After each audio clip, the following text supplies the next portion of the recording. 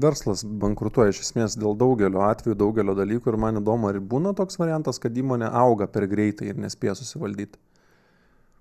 Esu girdėjęs tokių dalykų, ypač čia dabartiniai tie startupai, kaip jie vadinasi, bet aš manau, kad įmonė bankrutuoja dėl to, kad yra nepaskaičiuota, kiek laiko užtruks pardavimai, kad padengtų pagrindinius kaštus ir trūksta pinigų dengti tiem kaštam. Ir vat tas terminas ir startupė galioja, ir versle galioja, kad jisai dažnai būna labai optimistiškas paskaičiuotas, o dažnai gal net nebūna paskaičiuotas, nes galvoja, kad čia aš vat įkursiu tą verslą ir iš karto jisai važiuos.